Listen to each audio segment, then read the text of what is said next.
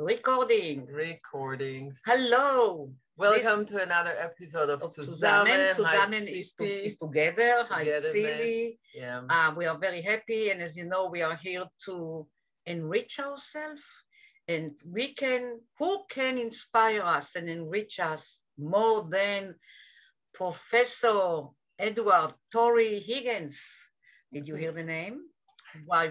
It sounds like we're going to see a play now from Professor Higgins. Like Tom Stoppard play, much more serious than My Fair Lady. Right. Anyway, so Professor Higgins is a very well-known social psychology. He's a professor at Columbia University. He also teaches at the business school at Columbia. He's a director of the Motivation Science Center, right? Mm-hmm. And actually, he received a lot of prizes, and he wrote books, which we will refer later. And one of the things that Professor Higgins is dealing with, and correct me if I am wrong, lately is about shared reality, which he also has a book, right? Right. Right. So can you enlighten me about what is it, shared reality? Okay. Well, this was, I guess, a passion of mine because it became to me a different way of thinking about what it means to be human. So for most people, and even scholars, when they talk about what makes us human, they talk about human special intelligence. And they keep talking about how special we are in terms of our intelligence. And probably the most popular example is that we have language in a way that other animals don't, and that's just an example of how wonderfully intelligent we are. And I've always found it interesting that we literally called ourselves in evolutionary terms at 200,000 years ago, we called ourselves Homo sapiens, which means the wise ones. And then 100,000 years later, when modern humans occurred, the technical term was now Homo sapien sapien, which I always say it's like the wisest of them all. It was not enough to be wise. We needed to be wisest of them all. And this has been around for a really long time. And the book is really arguing that, yes, some of that is true, but my argument is really what makes us human is not an intelligence thing itself. It's a motivation thing. And it's a particular kind of motivation, which is that humans want to share with others their feelings. They want to share their beliefs. They want to share their concerns in life. They want to share what they think is relevant in the world. All of those things, feelings, beliefs, concerns, are all inner states. They're not observables. And what we're trying to do with each other is find ways where we can share those feelings and beliefs and concerns. And that's fundamental. I want to ask you something, Tory, just to be clear, because I'm looking for the connection between the motivation and the need to share the reality. Mm-hmm. What you say is basically we are motivated in order to share the reality, or just that we are motivated, period? We are motivated to share reality. Okay. Okay. Because other animals also have motivation, but this is a very special kind of motivation, and it's without the motivation to share reality with others, we wouldn't have culture. Right. So in case, let's say they say about a person, he's very motivated. Mm-hmm. So the level of motivation is basically to see to how many people he can share his reality, or with how many people he can share his reality. Yeah, that's an excellent question. I'm not claiming that all of motivation is the motivation to share reality. I mean, so there are other motivations. I mean, people are motivated for food, they're motivated for drink. I mean, the classic is they're motivated to get carrots and avoid sticks. Right. So there's a lot of other motivations that people have that we have in common with other animals. But the ways in which we go about sharing our feelings and thoughts and concerns with others, the way we do that, that particular motivation is very special. So I can apply it very easily in interpersonal relationships, like your friends, like your spouse. But the shared reality, if I look from a, like society, like today, it's like almost, it's fragmented, the shared reality. Different groups, it's like almost like don't have any motivation to share values and ideas. I mean, each one is sticking to his own, which is, I don't know how you. Well, I think, my book's called Shared Reality, and the subtitle is What Makes Us Strong and Tears Us Apart. Oh, okay. And contextualized it now. Yeah, and so you share reality with your close others. Okay? And as you're a child, you share, with mostly to begin with your family and your caretakers. And so in social psychology, we call that your in-group or your significant others. And that continues to be the case. Yeah. That most sharing of reality, creating shared realities is with in-group members, with people who are your significant others. And the problem, which the second half tears us apart, yes, is, and one of the reasons I wrote the book is when you do create a shared reality with someone, then you experience that shared reality as the truth, the whole truth, and nothing but the truth. And if there's another group that has other shared realities, then you respond to them as if, well, they're just stupid, or they're crazy, or betrayal, or they're dangerous. Yes. Yeah.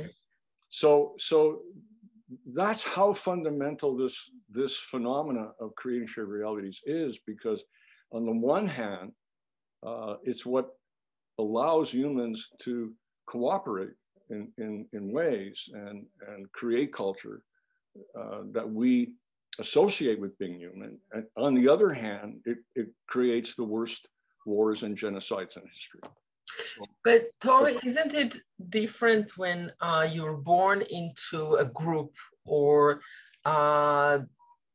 you usually not necessarily share the reality as you like? It's like you're born into a situation, it's under whatever is built in this form, and then you want to try to find your way out of it in order to share your reality with people you choose, and hopefully share things with them that have nothing to do with where you come from.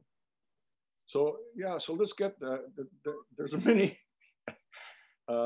many layers behind what you just said. Yeah.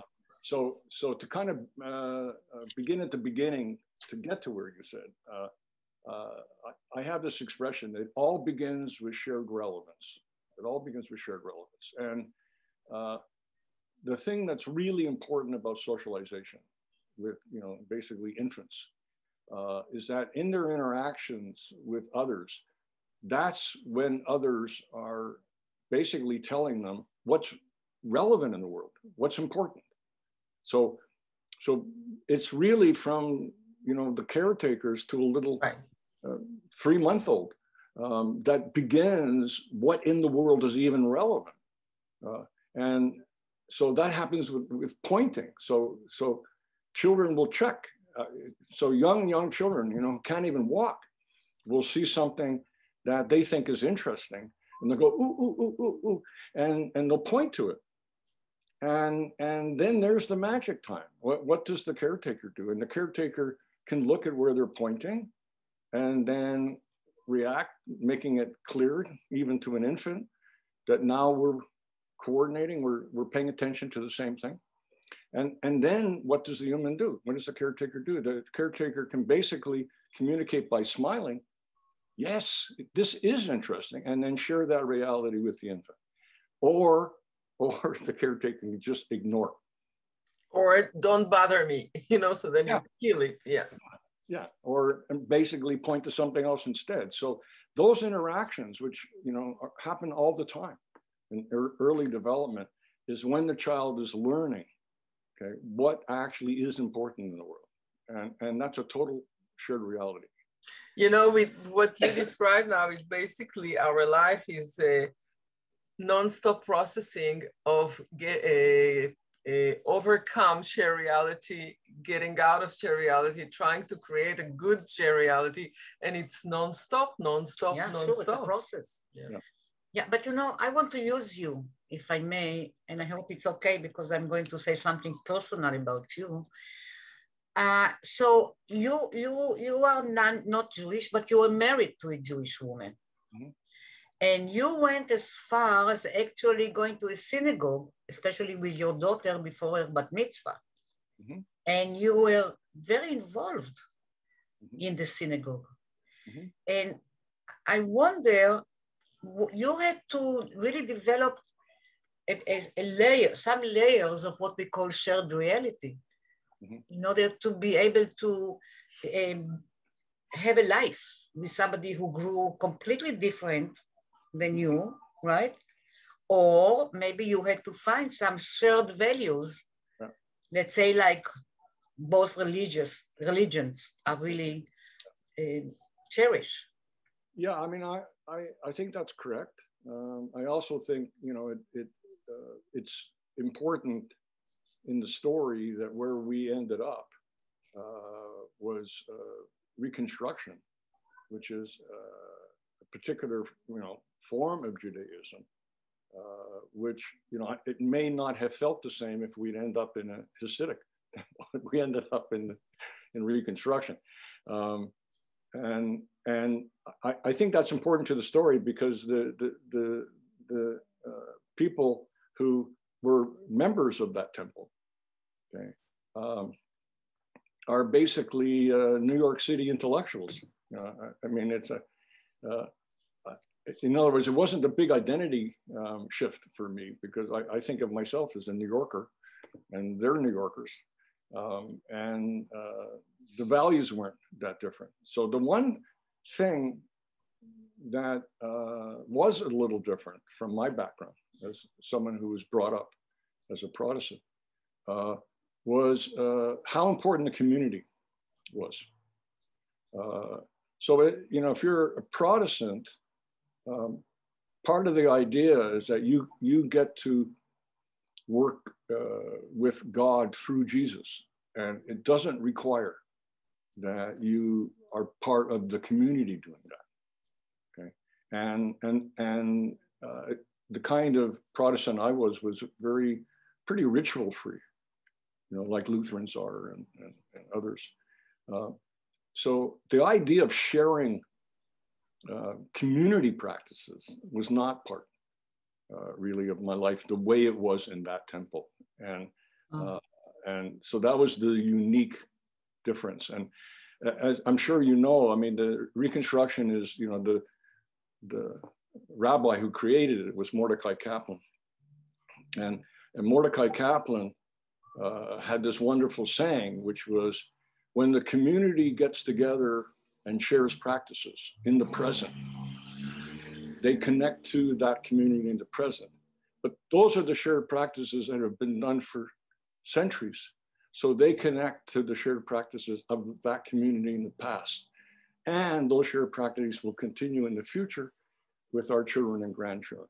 And he says that when you experience all of that shared practice, present, past, future, together in a community, he said that produces an effervescence that is God.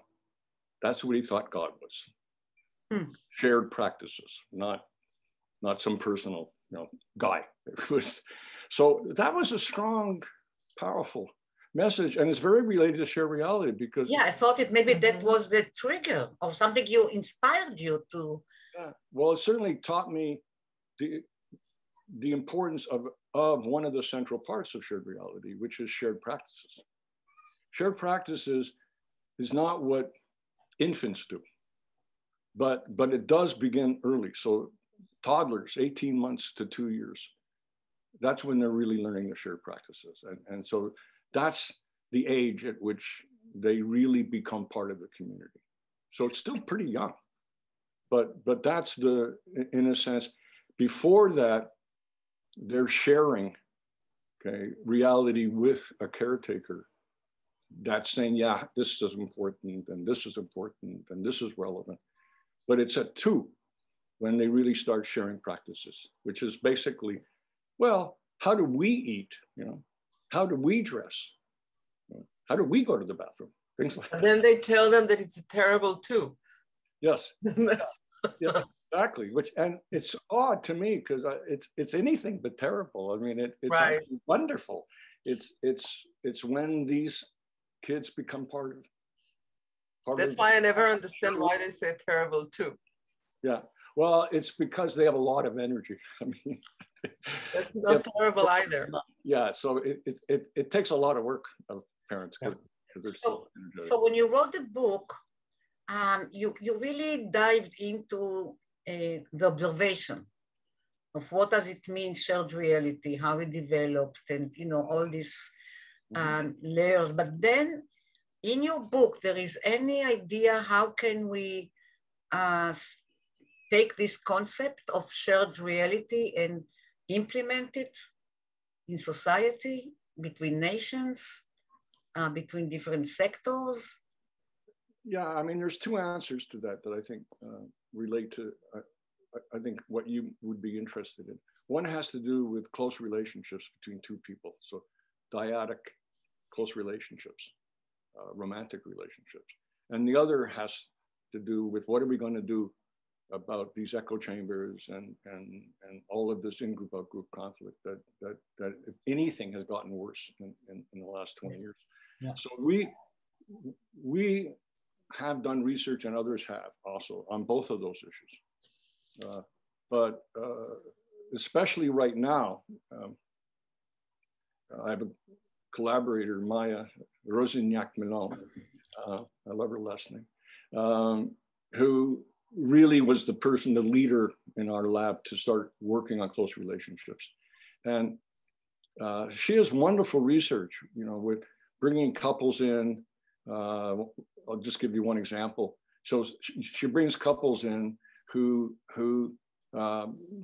in terms of how we measure it, we know that in this particular partnership, they really believe that they and their partner share the world, okay? It's not even a particular thing. It's just, we're just on the same page, We just, and what she does in one of her studies is she has them, she gives them different kinds of objects that you can look at, you can hear, you can smell, you can taste, and they're unique objects that people haven't been exposed to before. And each partner experiences them all, and then they're asked questions about it. And then they're told, well, we have a way of figuring out how much overlap there is between you and your partner with respect to these kinds of sensory experiences. And then they're careful to say, and it doesn't, it's not a good thing or a bad thing that you overlap. It's neither good nor bad. It's just, how much do you? It is, yeah. And they're either told, well, you overlap a lot more than the average couple, or you don't overlap a lot, less than most. Okay. And the couples who beforehand had this sense of, wow, we see the world together. And then in this study are told, when it comes to sensory experiences, you don't overlap a lot. When after they're given a chance to talk to each other about a different set of topics, just like pictures, paintings, things like that, they go into a very strong creation reality mode. So we have it filmed, right? So we can check it afterwards, but they'll do things like finish each other's sentences and go like, oh, you're so right, and do all, I was thinking the same thing, and all of this stuff to create shared reality again. Yeah. And did you have anybody talking like we say or we do? Because sometimes you have these couples that we, and they don't even divide the thinking, you know, the thought. Absolutely. I mean, that's another measure. How much do you use, say, you know, I, you versus we? You get that. There's even subtle things that you can do a psycholinguistic analysis on how much the underlying syntax and grammar is matching each other. Yeah. And they will start matching each other more, even psycholinguistically. So it's this really great thing. And it's really how can you change or try to change according to what you want to be? Yeah. You know, people want to have like shared reality with their spouses. Yeah. Yeah. And then even if they're not. But the question is, how do they see shared reality and what it means to everybody, shared reality? Because it's a bit different. I think everybody takes it a bit differently. Yeah. Whatever they share with the reality is not everybody else. The way we share reality is different. So I think you'll enjoy this because you can share reality. So if you're having a conversation with someone, okay, this can be true for strangers too. It's not only close relationships. But if you're having a conversation with someone, you can create a shared reality in kind of the ways I said, where you say, oh, yeah, that makes a lot of sense. Or, yeah, I think that's true. You know, which we call social verification. You verify what someone else is saying. That creates shared reality. Another way to create shared reality instead is to build off each other. So someone says something, you go, oh, well, what about this then? That reminds me of this. And you start scaffolding off each other. We call that co-construction. Okay? And it turns out co-construction is especially powerful as a way of creating shared reality. And so it's like magic time when people start doing that. It wakes up, it's like waking up your brain to pick up on the others, you know? So it's like, it helps. I think it gives you a bigger platform to climb on. Absolutely. But how do you put share reality with globalization? Well, I mean, globalization, you know, I guess almost by definition is expanding and extending shared reality. The problem is when you think about globalization, globalization is not part of in the case we just talked about, right? Globalization is happening not equally in terms of socioeconomic level. Right. So the people who are doing the globalization are an elite group, right? So when we say globalization, it really is an elite group doing the globalization. It impacts, you know, like everybody else, but in terms of who's producing the globalization, it's an elite group. And that's the problem, okay, in a sense, which is, you could say, well, it's a good news story. We're expanding the world. So we can have a European Union. You know, France is not fighting, you know, England every 20 years. So in that sense, it can be a good thing. In another sense, it's creating a kind of world elite that is kind of unique in history. And so the ways in which it's creating a division is really a problem. So both things are true. It's neither good news nor bad news. Look in my book. My book is all good news, bad news. Now, here's the good news about shared reality. Here's the bad news about shared reality. Yeah, but if I expand a little bit, if I expand the subject, I know that before you dealt with shared reality, it's almost like it's a natural place for you. If I remember, or if you can tell us what other areas you were researching before. I've done research, but to make it, I mean, I did a lot of research on other kinds of motivation. Okay, so other motivations that occur in other animals, and I'm now I think in plants too. Okay? And so one of the areas I've worked on is trying to understand two separate systems of motivation that are very general. So when people think about motivation, they think about approaching pleasure and avoiding pain. That's been around, for thousands of years. For many people, that's still motivation. If you say, what is motivation? It's approaching pleasure and avoiding pain.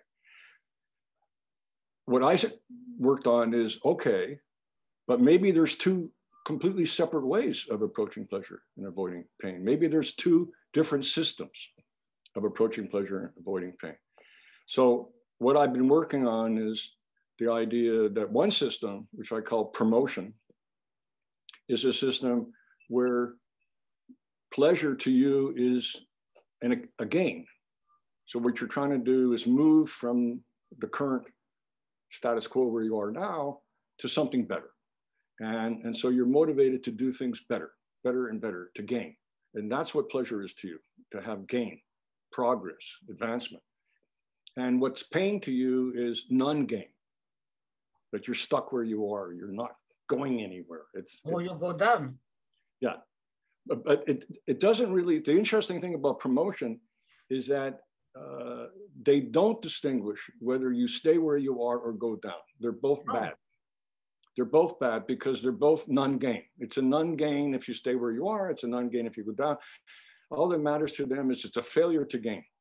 And that's what's so interesting about promotion. There's another system, which is prevention. And prevention does care about going down. It cares a lot about going down. So in prevention, you aren't concerned with gain and getting better or whatever. You're concerned with maintaining a satisfactory state. That's what you want to do. You want to maintain safety. You want to maintain security. Right. That's what you want.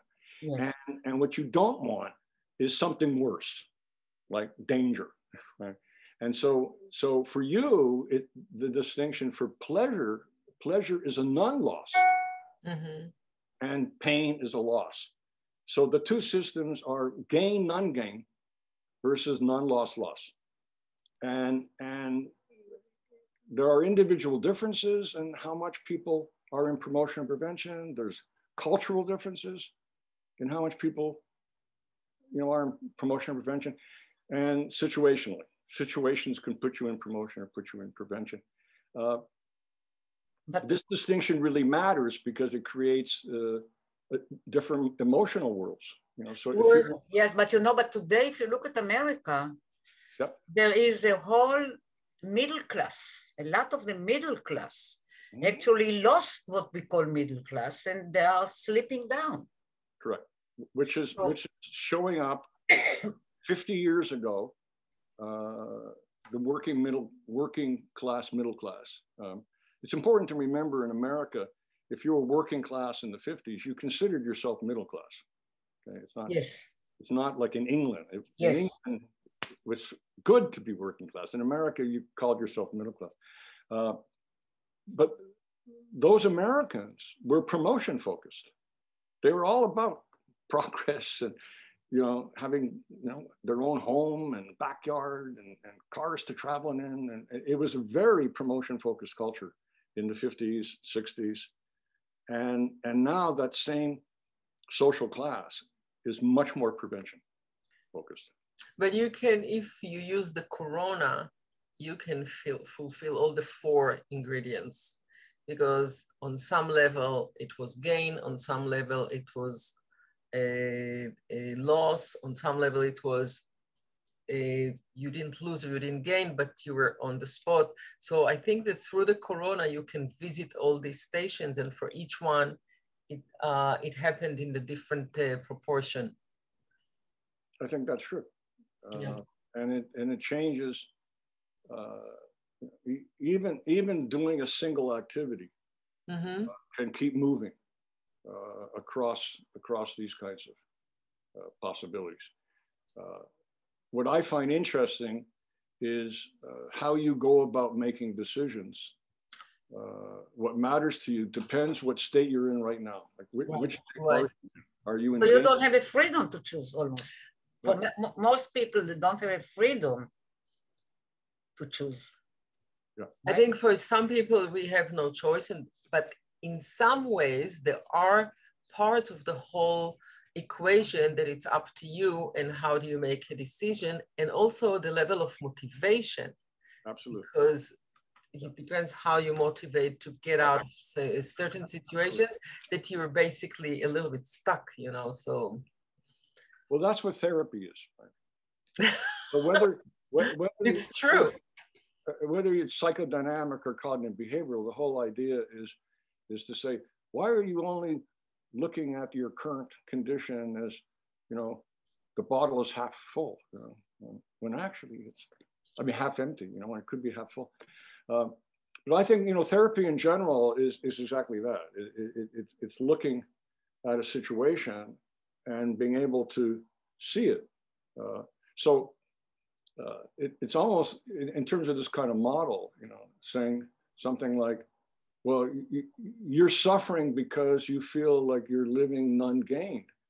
But, you know, but look at your life. I mean, you have a life of great security. You know, things are really basically fine for your family, right? So you're trying to tell someone, why not take some pleasure? But this is also a matter of attitude, because sometimes when you have this kind of attitude, not necessarily you'll go to get a psychologist helping you out because you rather to be in the miserable place or you're not aware. It's really, you have to be aware and want to change something in order to go to do that.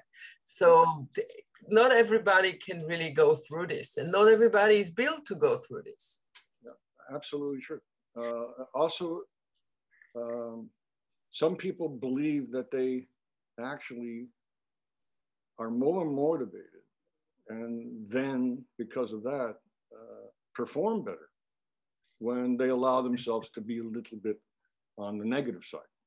You know, so if you think about it, like I was saying, the emotions are different in these systems. So in the promotion system, if you have a gain, it makes you happy. If it's a non-gain, it makes you sad. But non-gain also makes you disappointed. And disappointment can be highly motivating. And so there are some people who say, well, I don't mind a little bit of disappointment because it really motivates me. Right? Yeah, it's a fuel. Right. Same thing in prevention. It's like, if I think everything's okay, everything's like perfect, none lost, everything's okay, then I'll just relax and take it easy and I'll be calm. But so to get myself motivated, I have to go, oh, you know, if I don't work hard, I could really screw up, you know, I could be in danger, right? So they put themselves. I think that's why war wins over peace, because it fuels people much more. The adrenaline is much higher. The opportunity to create situation is much better. While in peace, you have to work hard, but quiet, and nothing heroic comes out of it, and there's no action. Right. So that's why, rather than being in peace, you can instead, peace is in the prevention system. So rather than stay in peace where you'll just lie around and...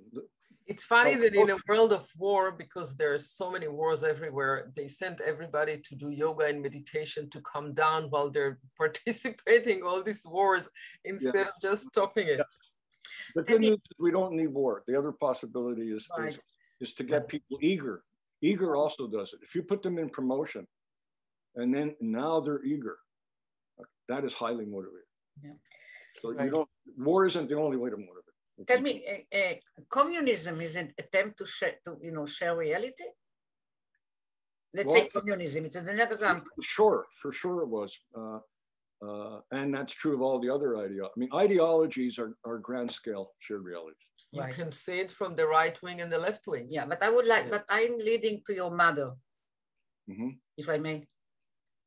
So your mother had a mission in life where she really wanted a globalization change, right?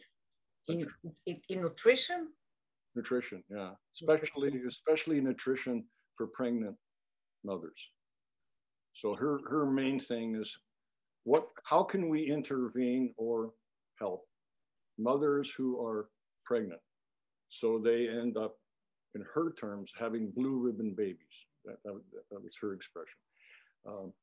And so that was her life mission. Like, you know, we want children born healthy. Healthy. And food has so much to do with that. And so she developed a system that she could help all mothers to have a healthy child. So in a way, she did wanted to, to create a shared reality around the world as far as nutrition for baby. Yeah. She wouldn't share our baguette reality. Yeah, that's for sure. We are a baguette person, But she got knighted, right? Knighted? Are you correct? Yeah. So you are a son of Madame, not Madame, ma'am.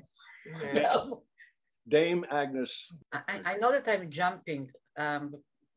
So what is the shared reality between you and plants? Okay. Well, why don't just tell them first? Probably the best answer would be for me to go get my hibiscus plant, Herbie. Okay. Talk to you. Yes, but because short of that. Let's say that you are talking to plants. Yeah. Talking to plants is an interesting thing because when I first told others that, I believed in that, they said, that's it, Tory's gone off the deep end, but just to make it easier for people say, well, look at, nobody's saying that they speak English. I mean, nobody's saying that when I'm talking to a plant, we're talking because the plant knows English. I mean, I'm not saying that. So there's something about the interaction. And at a very simple level, when I'm talking, I breathe out oxygen. Breathe out carbon dioxide. And so when I'm talking to a plant, I'm actually giving the plant carbon dioxide. And as I'm there talking to the plant's giving me oxygen. Okay, so as we're talking together, there's no question that this is symbiotic. This is a good connection. Just platonic relationships. Yeah, but it's only the beginning. I mean, I think that's an obvious example of when people say, well, I don't understand how it could, work. I say, well, there's an example. I mean, that works. But it is, I think, more than that, because you can learn from plants. So when, people say, well, plants are not animals because they don't move. Well, but they do move. We know they move, right? So that's just not true at all. I mean, tulips are a great example of that. You bring tulips home and they're nice and straight and everything. And then, a little later, they bend wherever the light is, right? So of course they move. And, but it's interesting to just spend some time looking at plants. Just, for example, looking at them moving in the wind, like how they move in the wind. It teaches you about wind, right? And so I think the main story here is if you take your plants seriously as a living thing you can learn from, then you can feel grateful to them. And if you water them and they can be grateful to you. And there's no reason not to believe that that's not a relationship. But I think also they talk to each other and they relate to each other, not only to us. Mm-hmm. I think they have their own language. Yeah, I kind of feel bad. I mean, I already talked once about this film theoretician. His name is Krakauer, who is talking about, in a sense, our inability anymore. We don't find that even the ability to just look at the movement of a leaf. Mm-hmm. He was talking about it like, 60 years ago, something like this. Yeah. And I was really almost impressed of my last baby that Jonathan, when we took him to the park and he was lying on his back and I tried to see what this is. Mm-hmm. And he was looking for hours, how the leaves were moving. Yeah. And the fact that you are doing it, looking at a plant, pay attention to the nuances of the movement, almost like listening, trying to listen to some kind of something that comes out. I think it's rare. I think it's amazing. And I think, I don't know, it's strike me. I don't know if I can do it. Tory, I can tell you something. It's very interesting. I had a great housekeeper Exactly a year ago, she died from COVID. And she was really a very special lady. And she had what we call green fingers, you know, because she knew how to deal with the plants. She knew how to deal with animals. She grew up in a farm. And she used to talk to the plants. She had without words, but I watched her because I have plants all over the house, you know, on the windows. And she used to walk quietly, touch them, arrange them, clean it up, put it in the pocket of her apron, and then touch the earth a little bit, and then water it. And she had a whole conversation. And every time, if I came home after she was there, it looked like I had totally different plants. They were fresh, they were green, they were blossoming. It was unbelievable. Now, when I always took care in between, but I always said to myself, Gladys will come, she'll take care of it even better, you know. Now that I do it on my own, I speak in her behalf, you know, and I tell them, you know, I'm sorry, I'm not Gladys. And I talk to them and I talk to them and I talk to them. And I remember her movements and I remember the whole being.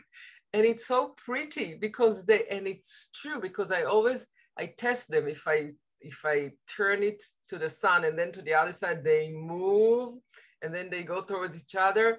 It's fascinating. It's really beautiful. Something I think I am from a lawyer. I'm a lawyer, human being in a way. In a way you have to reach some kind of a step in order to be able to do what you guys do. I think what's odd is humans for a very long time have considered themselves as separate from nature, right? So the Renaissance, you know, natural scale of things was explicit, you know, that we're next to angels, you know, and then there's all these other things, you know, and we separated ourselves. And where that fits in this is that we act like we're not part of a plant's environment. So we know this, that plants care about how much sunlight it is. We know they care about how windy. Yes. We know they care about how much water is coming. What makes us think we're not? Yeah, it's a reality. I mean, we're an environment like anything else. And vain, very vain. Yes. Yeah, but we're incredibly. I have a former student, a close friend now, who's writing a book. You know, basically, you know, on the arrogant ape. I think is the working title. Who writes who? The Arrogant Ape is the working title. Yeah, this is Christine Webb. And the interesting thing to me is, and I actually do want to do some research on this at some time, is how meaningful it could be for a plant to just have the predictability and stability of me being its environment every day. Because I am probably the most constant and predictable environment that my plants have. I'm more predictable than sun, and I'm more predictable than rain. I'm completely predictable, and we know predictability is really fundamental to life. So all living things are predicting, and so here I allow the plant to have something predictable, right? So that may be what they're most grateful for. You know, it's like, oh, here's Tory again, you know, equivalent. Yeah. And I think that's what people do. You know, like your caretaker there, she became part of their predictable life. Absolutely. And they appreciated, and they showed their appreciation. Yeah. So Tory, what is on your mind? You know, anything else that you want to share with us? What is in your mind, because I cannot see it. I'm enjoying right now thinking about this co-construction I talked about in the beginning. You know, that when people talk to each other, how they can work off each other. And I've been working, reading cases of that have to do with sports. So it's at a team level rather than just dyadic. and there's a there's a book called Boys in the Boat, which is about rowing and rowing eights and how they coordinate. Yes. And in this book, they talk about the magic time in rowing is when the rowers start rowing together in a way that is so fully coordinated, so harmonious, that it's called being in the swing. And this expression comes from the 20s jazz period, when every so often, not all the time, but every so often, a jazz band will actually be swinging. Yeah. And when it happens, it's magic, and it happens in sports, and I'm interested in how it happens in dyadic interactions, and so to me, it's a version of co-construction that every so often co-construction can actually be swing, like two people can be in the groove together. I want to know what that is. So wishful thinking. It's not for now, but maybe next time when you come, maybe. I'm sure you can do it. You can take apart. What is it that prevents us from swinging? Yeah, exactly. It's because we all want it. We're Exactly. all looking for it, and then we blow it all the time. I'm not sure that we all look for it, because I think Why? some want to be those who will tell you how to swing, and then to swing you their way. So that's it for another conversation. I agree with you. This is part of those human faults, human needs, which are sometimes so destructive. But this is what we call orchestrated well, when you have a cast in a film or in a theater or music the conductor. If it's concentrated, if it's orchestrated well, it's a pleasure. Yeah, because the conductor doesn't want to rule, it doesn't want to control, he really wants to bring all the orchestra to swing together. Yeah, so it's not true for everybody, as you're saying. Unfortunately. In my personal experience, in my closest relationships, it was when I interacted with someone, male or female, when this happened, and I fell in love with them, and that's when I fell in love. Wow, huh? Gee, but it makes sense. But this is when you say this is the right timing, the right place, the right everything. So then you swing together. The question is, for how long? If you can swing all the time, you can't swing all the time. And right. When you're swinging in a particular activity time, it won't necessarily last. Right. But Tzipi knows this. So to be personal, that's what happened with me and her husband. Right. Yeah. I fell in love with him. It's unbelievable. I know, I see it. But wait, I think it was a great conversation and we have to finish, but I do think that what you are saying is it can sustain itself, but it takes effort and we have to like with a plant, we have to plant those relationships in order to keep or getting up this. You have to remember the swing when it gets out of the swinging, so you can go back. Right. And then this is so nice. it takes a lot of effort, everything. Oh, listen. So I just want to tell you something, that Ben-Gurion, the founder of Israel, when he left politics and he went to the desert, so then he said that the trees talk a different language to him. Mm.